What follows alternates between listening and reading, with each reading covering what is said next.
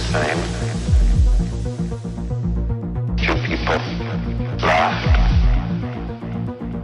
Few people cried. Most people were silent.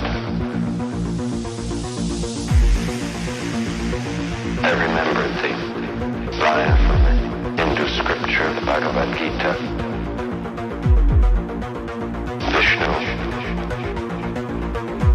is trying to persuade the prince that he should do his duty, and to impress him takes on his multi-armed form and says, "Now I am become death, the destroyer of worlds."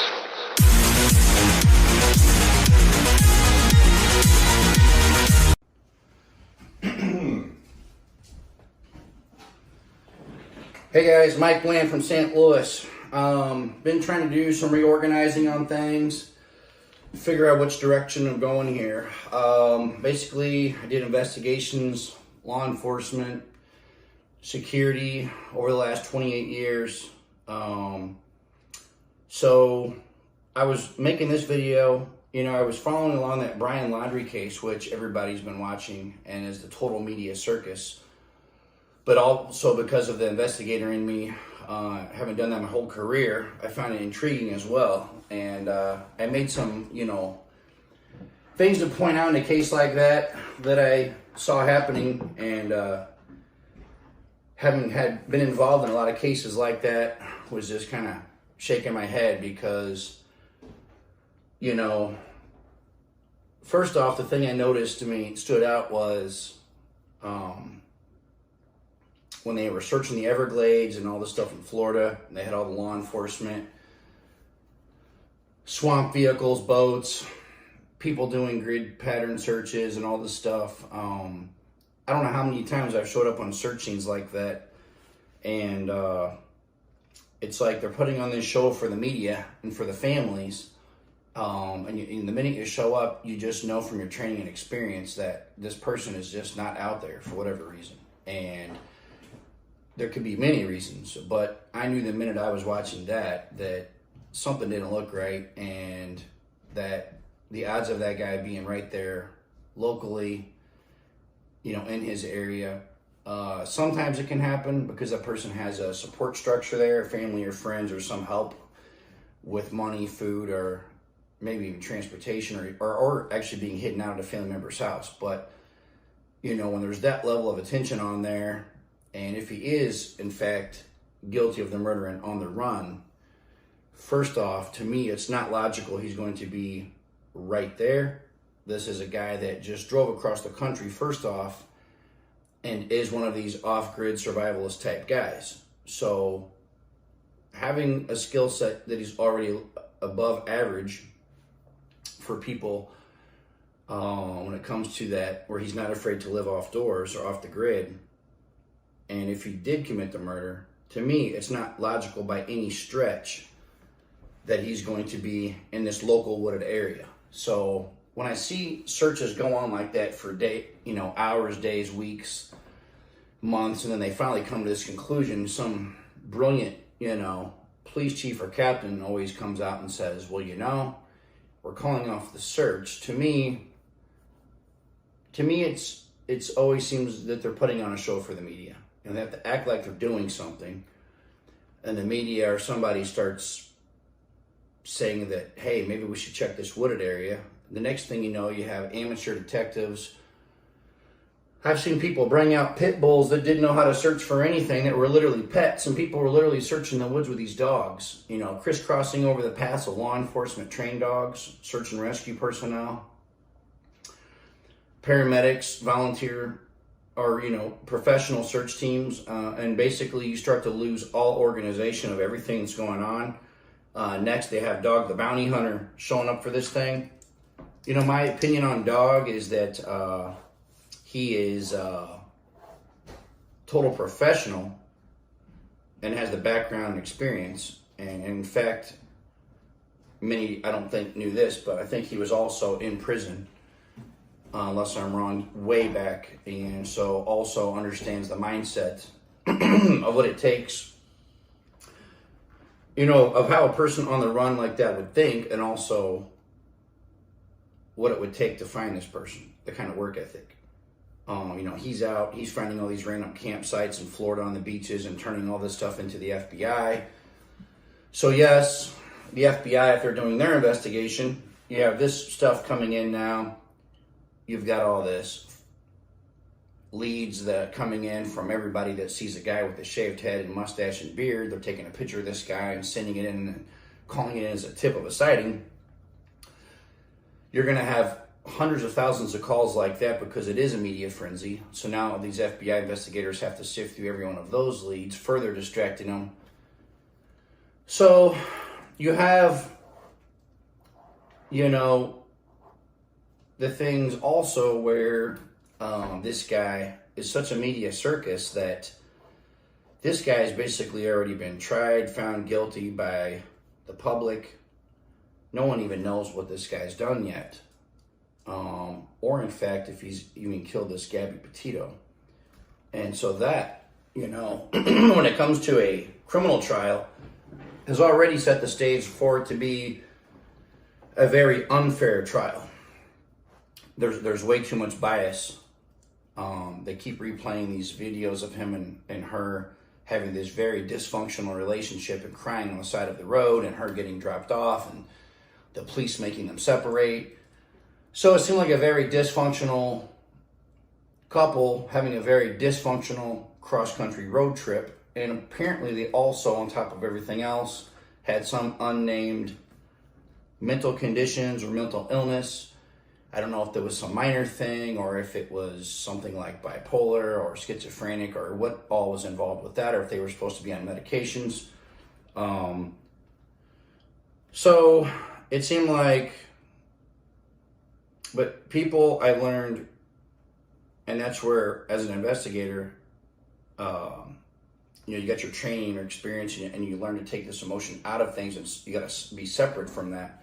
But people, meaning the general public, they often, the first thing someone spits out there on the news or shows on a camera or this or that, they assume everything. They act on total emotion. Only your intelligent people step back and look at, some of the things that are actually usually the case. However, people like to rush to, nuclear war scenario. Oh, he beat her, he murdered her, he's a horrible guy, had all these past history of whatever. And like I said, and usually that's 99.9% emotion. People watch these things, they don't have any of the facts. They weren't there. They've had no training experience in doing investigations often.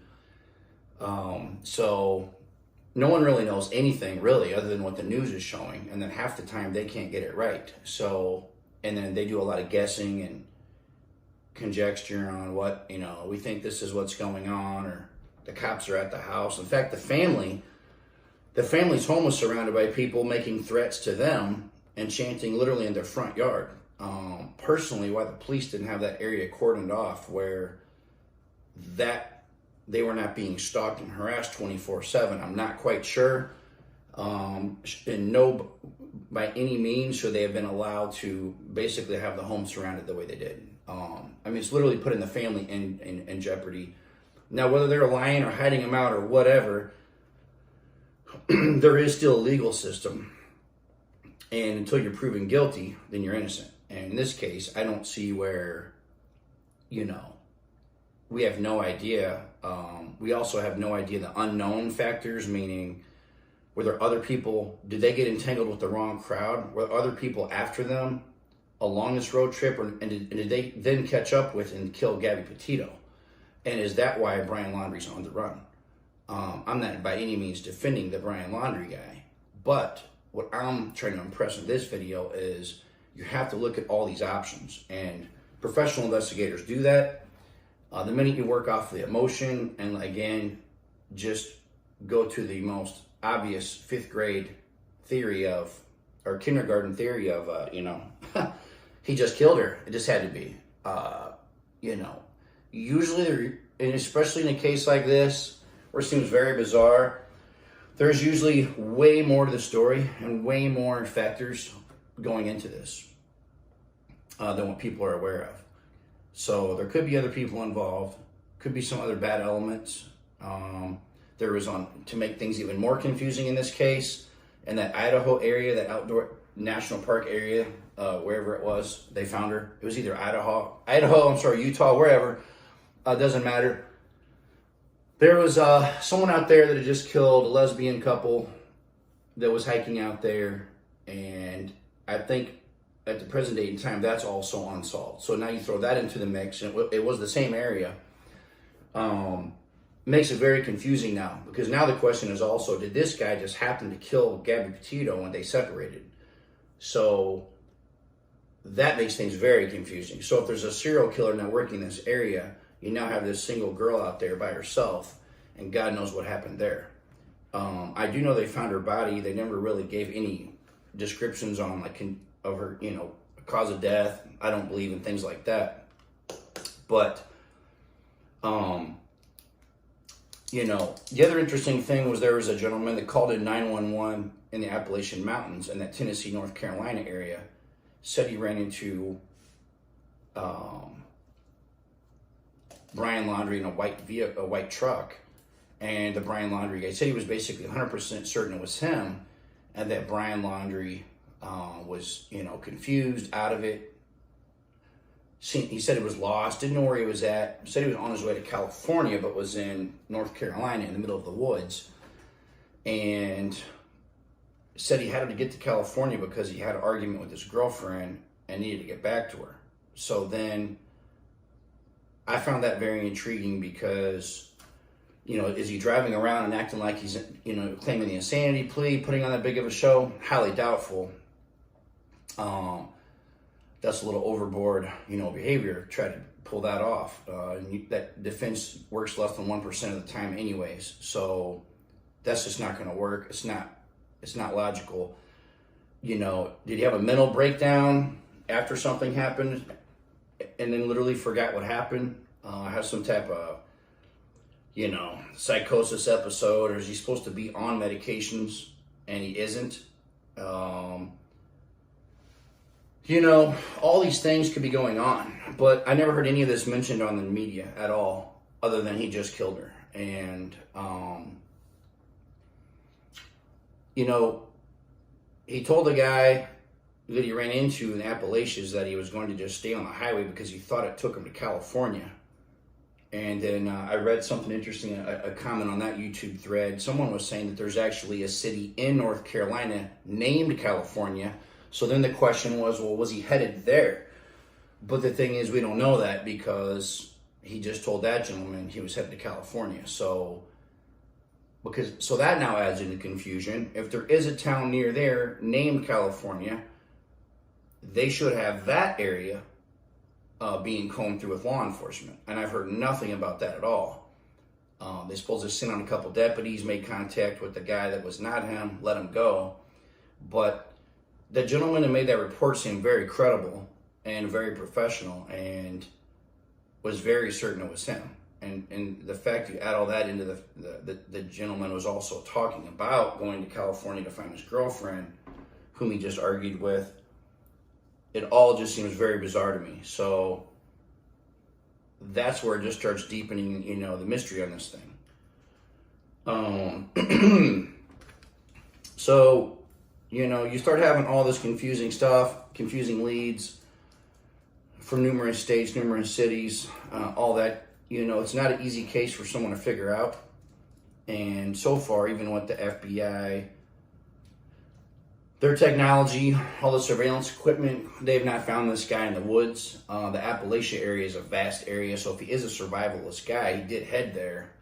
He very well could live out there indefinitely. But that is something where, I don't know the guy's skill set on living outdoors, but from seeing him, sizing him up, and seeing that seems very avid in the outdoors, I would say that he's, way above average, and maybe he comes across to me as somebody who's a survivor type, so could get by on very little.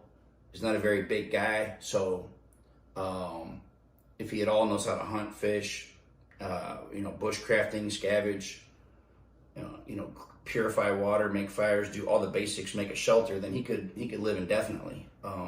If he gets help or runs into someone else that's also in a situation like him, then that would help even further his survivability.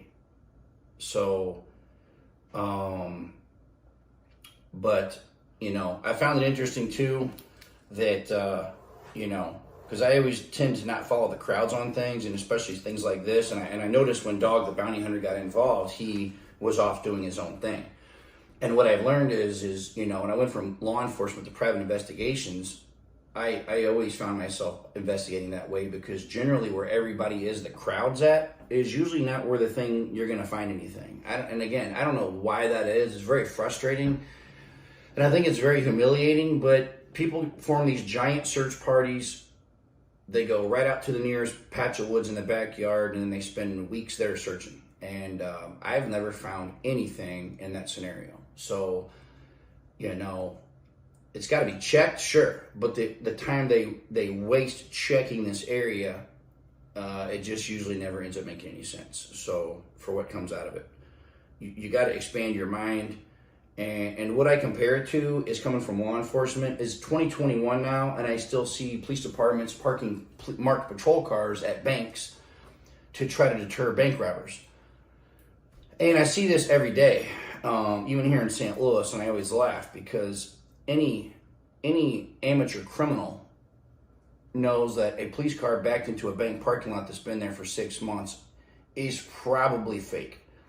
So, when you see law enforcement or search parties or investigators or the FBI doing these, amateur hour search patterns in a patch of woods where this guy's not at, then, and where it's not logical for him to be at, it makes you scratch your head. So, I covered a lot of the points that I did not see the media bring up.